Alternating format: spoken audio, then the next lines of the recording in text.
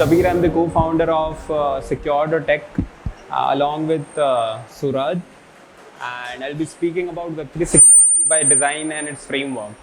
So let's delve a bit of time into how to find potential vulnerabilities into a code. And because for auditors it takes a while to hack traditional finance system, traditional banks and all, but it takes an instant to hack a protocol Web3 project, right?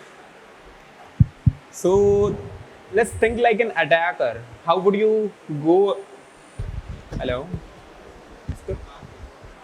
I'll take the mic.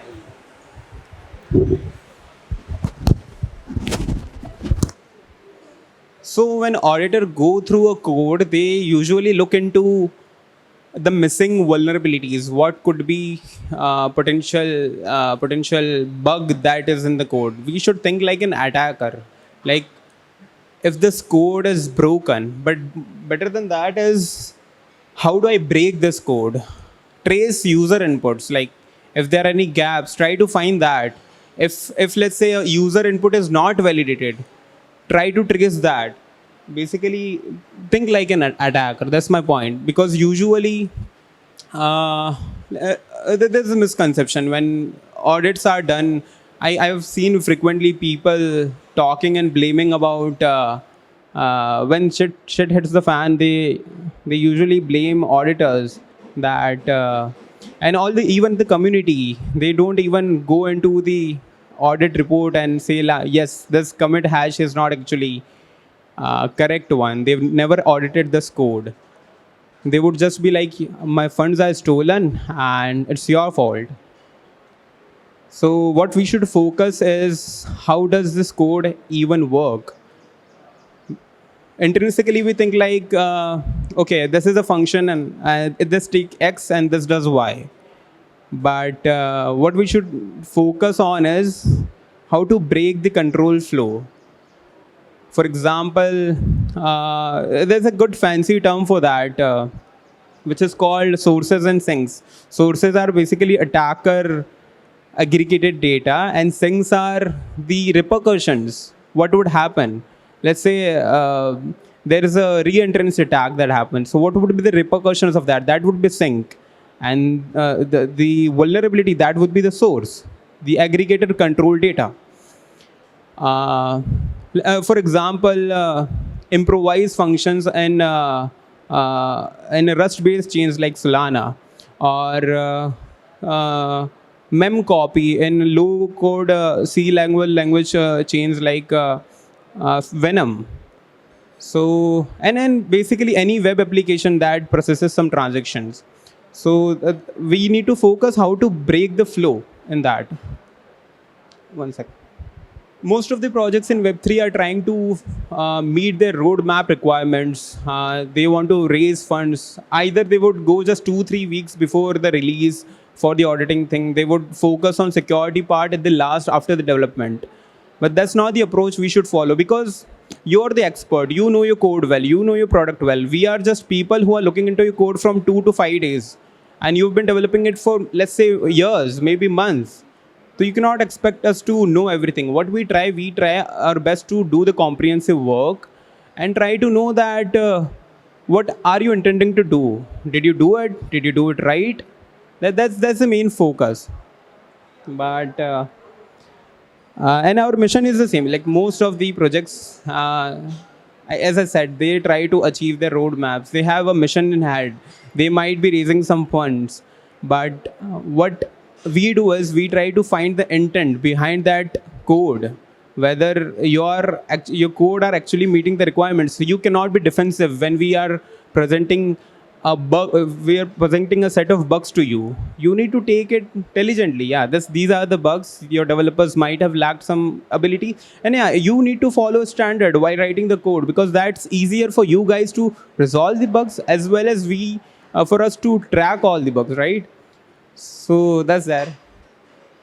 And at Secure, we follow a holistic approach and finding that, because we know that smart contract is just a puzzle. There are like stacks of different layers, right? You need to know the right people building behind it. You need to know the chain stack. You need to know their wallet. You need to know what chain they are using. everything comes hand in hand, even the front end part, which is usually neglected. We need to focus all of this to ensure the security of that project. Most importantly, the people behind it. So there are like common vulnerabilities like re-entrancy attack or access control. Re-entrancy is like basically an attacker is trying to run a single function when already a function is being run. Let's say a smart contract contains two functions like deposit and withdrawal. A deposit function is already in the process and he tries to run a fallback function which is actually not part of that smart contract only. So when the compiler or let's say EVM goes and checks whether this function exists, if it doesn't, it would go to the fallback function. And this fallback function is not part of the original smart contract. This is part of the attacker smart contract. So now he would call recursively the withdraw function until your wallet is completely drained. Getting the point, right? The EVM doesn't even know that there is another function being run over and over again, but the one function which is still there, the deposit function, still in the hindsight. So that's how most of the people, if you go to DeFi Lemma and if you look for all the hacks, 60% of all the hacks are happening due to re-entrancy attacks. And then there is another set of which consists like access control. So owners of the smart contract basically have the right to transfer the fund, freeze the fund, vote on the proposals. Only these people have the access, but the attackers, they try to force it this ownership. They try to gain the ownership. Let's say by any means, they trick you into revealing your passkey, revealing your seed phrase, or maybe you have signed your MetaMask at a place where it was not authorized or anything. They can take your seed phrase by any means. Now even we don't know even the hardware wallets are safe or not. When they update, even Ledger Nano X, when they update, we don't know whether they are storing our private keys or not. So we need to be diligent about that access control is a very big part because they can literally shut down any Web3 protocol they want. And then there is front running. So basically what attackers do is they are like stalkers. They look into the mempool. When a big transaction, like let's say 10,000 Ethereum, a person like one of you has put 10,000 buy order on Ethereum.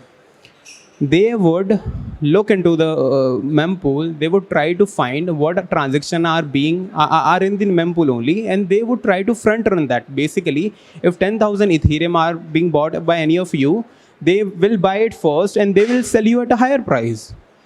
Let's say if you're converting ETH for DAI, they will buy DAI first, so you buy ETH at their price. So the price difference is their profit. So they are front running every transaction. They will pay higher fees, higher gas fee. So their transaction in the mempool gets executed first, then your transaction. So you are basically, you don't even know that you are being forfeited. You're just buying 10,000 Ethereum at a higher price, but he's taking that cut. This is not as worse as access control or re-entrancy, but it's still a big issue. Even Vitalik was considerate about it. He's written 2 papers on it. So that's something we need to focus on. Okay, so I'll give you a case study. In 2021, there was this network called Poly Network. Poly Network is like, it helps you to do cross-chain transaction. If you want to move funds from Binance chain to Ethereum, or if you want to move funds from merchant to Polygon, so they help you in that. So this hack was actually a very big one, $600 million, which was like very big amount until FTX happened.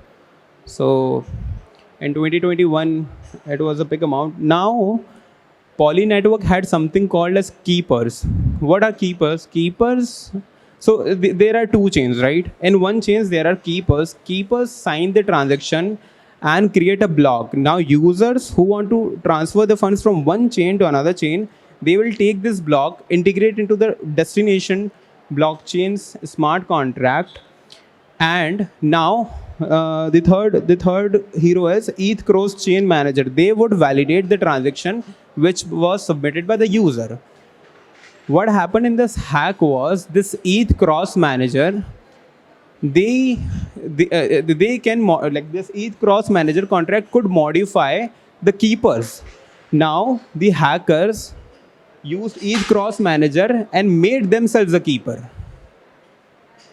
So if you're an anonymous keeper function and you're signing all the transaction, each cross manager will anyway validate it, right? And they validated all this transaction. The entire amount, $600 million, was vanished right away, was drained completely. Although I took this case study because it has a rom-com kind of an ending, because though it happened, like the amount was so large, but it ended on a very good note. The hackers decided to return it. And we've frequently seen this happening usually. Why? Because when exchanges say they actually intact your data, they save your data, they don't reveal it to policemen or all the authorities, they do. So they were screwed up. They actually made a transaction from Woo.com, which is a Chinese exchange, and they moved the fund from Woo.com to their Poly network address. And now they were baffled that the government could easily find that. They could track us back. So they return entire amount back to the treasury, basically. So most of the hacks recently are being happening, but they are scared that government would eventually find traces from these exchanges. So exchanges are not exactly securing your data or maybe securing your identity. They would anyway reveal it. So blockchain is not entirely anonymous, but there are ways to trace it back. Okay, we at Secure have come up with a POC framework. So most of the time, the most important problem is when you audit a project. Let's say even if you don't audit the project, you just doing bug bounty hunting. Okay, you come up to a protocol and you say we have found a bug. This is the bug, and this could literally steal all of your money. Either the protocol doesn't accept it, or if they do, they say, okay, we have safeguarded it. Maybe they have safeguarded it. They have another ways because we've not looked into the entire code. Some of their code is open sourced only. In that case, we have built a POC network. This would deploy the program. This would deploy all the accounts. This would instantiate new accounts. And this would basically create something like a test net. So you don't have to test the exploit on mainnet or public net, because you cannot do it on mainnet. You will lose all your funds, and you cannot do it on public net because people would know what the exploit was, right? So we have built you could say it's a miniature replication of the mainnet only, where you could actually instantiate the exploit and you could know whether this was exploit worth resolving or not. So now the auditors or maybe the bug bounty hunters and the protocol does not have any discrepancy in the conversations, right? So basically that was proof of concept framework, which is very important in all, which is a differentiator in our protocol as well, because most of the auditing companies don't have that. Automated scanners, these are basically static, analyzers. And don't worry, they are not replacing manual auditors. They will help you in basic sanity checks. So we will do all the audity trivia book checks, the manual people, because we need to know the logic. It cannot be automated. It will never be automated. Logics will always be checked by actual human auditors, right?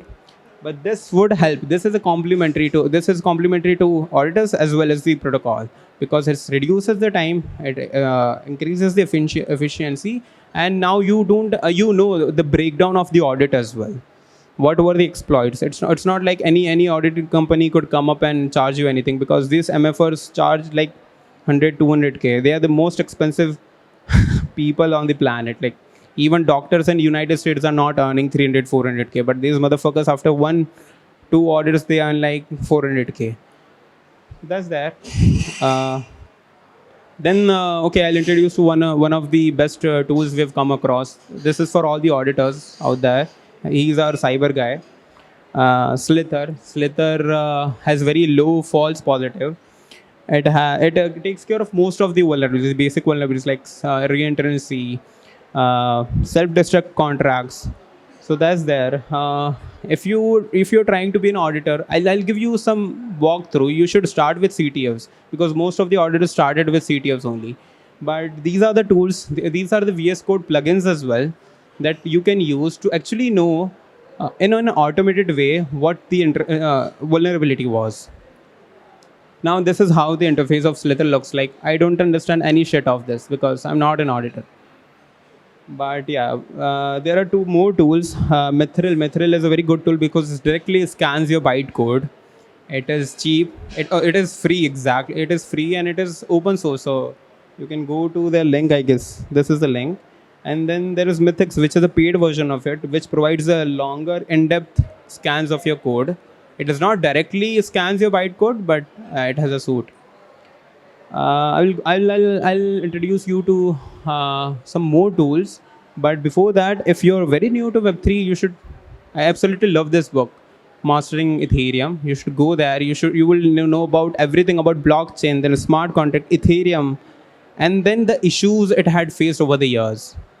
So that's the most important part. How did they resolve it? Were they successful in resolving it? We know the DAO hack happened, right? There was a book written on that as well. Then there is hands-on smart contract development. If you want to learn Solidity, Crypto Zombies will make you at least create a small-scale app. Then Solidity, by example, is how we started our F3 team. And if you want to start with CTFs, Ethernaut is a platform. Damn vulnerable DeFi is there. I think this is the best way to start with the Web3 security because it pushes you out of your seat, right? It makes you do things. So I would hope that at least 2 to 3% of this crowd would actually go look into this code. And yeah, so the main takeaways from this talk was the use cases of securities are rising. Even the blockchain is rising. If you look into the DeFi Llama page, most of the funds are being lost not due to the front running, not to the MEV bots, because of these vulnerabilities, re-entrances, access control lost and all. So this is something you should focus on, right? This is, if you are into blockchain because it pays you good, then it pays you the best. Security pays you the best. I told you, like, they earn like shit ton of money. So that's there. And in 2019 and 20 and 21 combined, we have not lost enough funds than we did in 2022. So every year, the amount of funds being lost are rising exponentially because more money is being put into crypto. Although the current market cap, the total TVL of crypto is 1 trillion, it was 3 trillion in the 2021-2020 bull run. But we know after every cycle, it grows exponentially. It goes 5 to 7x. So if the total amount locked is being increased, then there is a good chance the amount being lost is also increasing, right? So that's there. New smart contract vulnerabilities are coming up. We didn't know anything about MEV boards 3 years, 4 years back, right? This vulnerability was introduced in this cycle. So every time new vulnerabilities are being introduced, when we introduce DID as a platform like Polygon is doing, there are new vulnerabilities coming up. Okay, thank you guys. I think this is my QR. If you have any question about security, Suraj is there. We'll catch up. Okay. So that was an amazing deep dive as to what Secure Tech aims to do. So people on the house, like if you have any questions, please you can drop them now. Anyone? Okay, so we are going to leave these QRs for the next 30 seconds. If any one of you wants to connect or scan them just to know more about what he's been speaking about. Yeah, hello. Yeah, Viral. Yeah. Sure, What are your thoughts on the recent Curve Finance hack? The founder was like, okay, we'll return the amount, and I think having multiple liquidity pools was the issue, and I'm not sure. Prateek from our team has went deeper into the hack, but I know more about Conic Finance. But I think all the lending protocols need to come up with proper liquidity pools. So thanks a lot, and please have a round of applause for him.